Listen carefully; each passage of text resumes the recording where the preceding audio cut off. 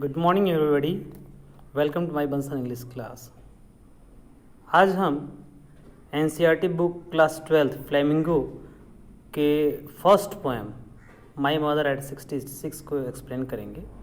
सबसे पहले देख लेते हैं इस पोएम की पोएटेस कमला दास।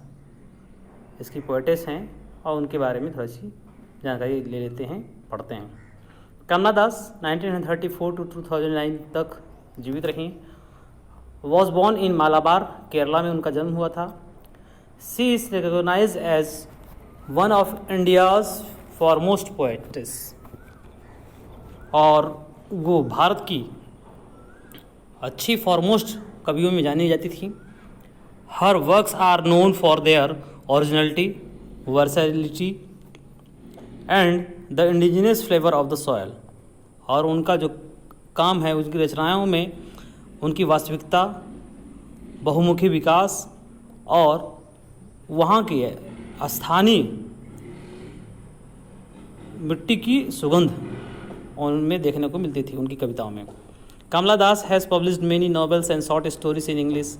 इंग्लिश में उन्होंने कई उपन्यास और छोटी कहानियाँ भी पब्लिश की, प्रकाशित की, एंड मलयालम में भी अंडर द नेम माधवी कुट्टी, माधवी कुट्टी के नाम से इनको प्रकाशित किया। Some of her works in English including the novel alphabet of lust in 1977 में उन्होंने इंग्लिश में एक उपन्यास लिखा था, अल्फ़ाबेट ऑफ लस्ट, वासना की वर्णमाला। A collection of short stories, जिसको हम पद्मावती में उन्होंने प्रकाशित किया। छोटी छोटी कहानियों का एक कलेक्शन था Padmavati. The harlot and other stories 1992 में भी उन्होंने प्रकाशित किया। In addition to 5 books of poetry, और साथ ही साथ 5 बुक्स उन्होंने पोएट्री पर भी लिखी। She is a sensitive writer, वो संवेदनशील लेखिका थी।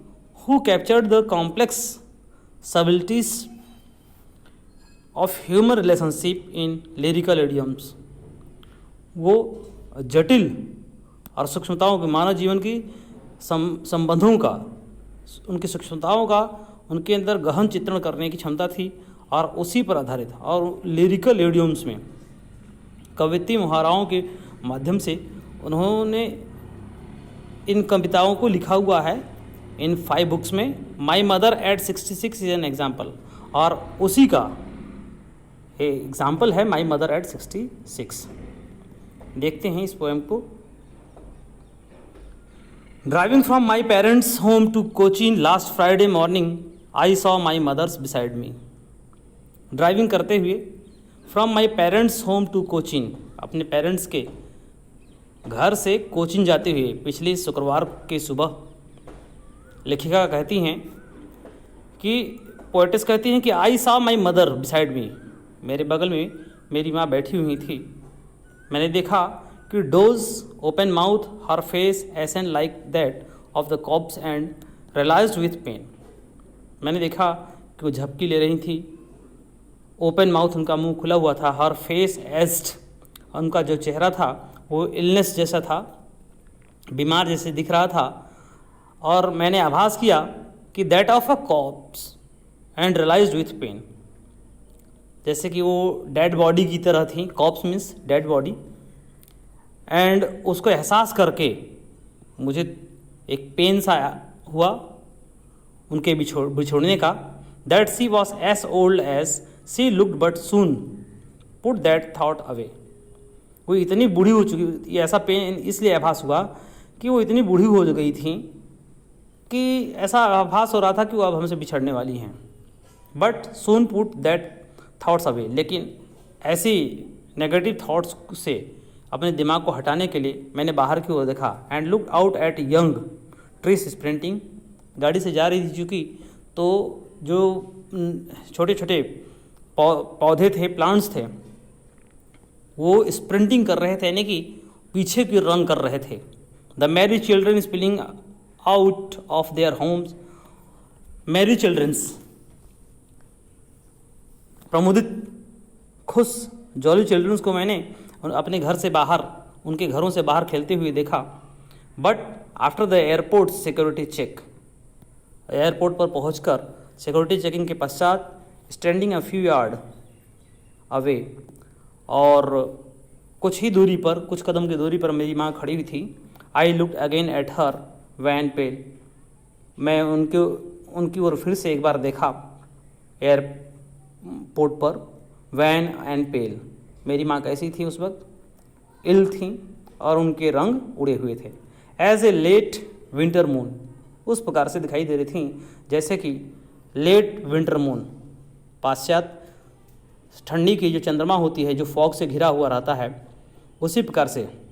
Field that old and field that old familiar एक, मैंने भी आभास किया कि ठीक उसी प्रकार से मेरी माँ भी थी, उम्र की जीर्णता से घिरी हुई थी।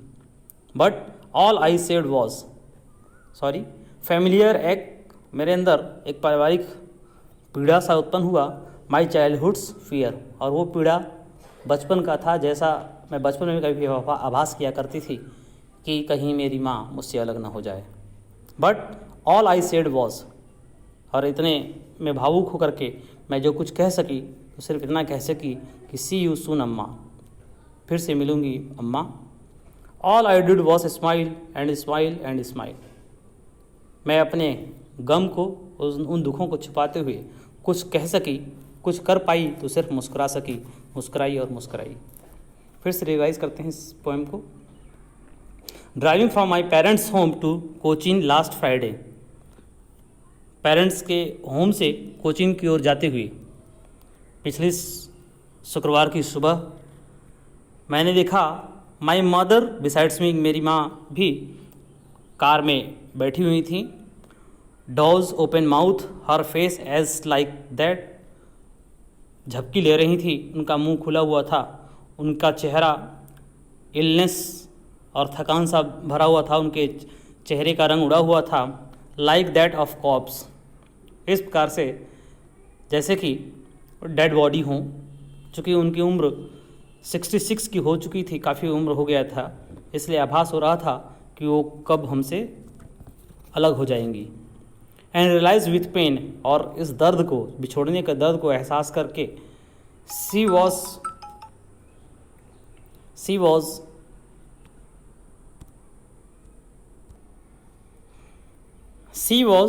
As old as she looked but soon put that thoughts away, वो इतनी सियानी हो गई थी कि जैसे आभास हो रहा था कि वो हमसे बिछड़ जाएंगी। लेकिन ऐसे नेगेटिव थॉट्स को डाइवर्ट करने के लिए मैंने दूसरी ओर देखा। And looked out at young tree sprinting, और उन छोटे पौधों को देखा जो कि पीछे की ओर दौड़ते हुए नज़र आ रहे थे। एंड द मेरी children spilling out of their home, और अपने घर से बाहर की ओर खुशनुमा बच्चों को खेलते हुए देखा। But after the airport security check, airport पर जब पहुंची वहाँ सिक्योरिटी चेकिंग के पश्चात standing a few yard away, और कुछ ही कदम पर दूरी में मेरी माँ खड़ी थी, उनको देखा। I looked again at her, उनको फिर से देखा। Wan pale as later winters moon and felt that old familiar ache, उनको देखा, उनके रंग उड़े हुए थे। वैन, उनका इलनेस, अनहैप्पीनेस, कलरलेस बॉडी को देखा, और फिर से एक पारिवारिक दुख में भर गई। जैसा कि बचपन का वो भय था कि बचपन में मैं ये सोचा करती थी कि मेरी माँ मुझसे अलग न हो जाए, बिछोड़ न जाए। But all I said was, लेकिन जो कुछ मैं कह सकी, सी यू सून अम्मा, मैं फिर से तुमसे मिलूँगी माँ। All I did was smile and smile and smile, और ऐसे क्षण में भावुक होकर के मैं कुछ कर सकी तो सिर्फ इतना कि मुस्करा सकी, मुस्कराती रही, ताकि वो भी खुश रहें, स्वस्थ रहें। आशा करता हूँ डियर स्टूडेंट्स कि आपको ये पोएम समझ आया होगा। Thank you, thanks for watching.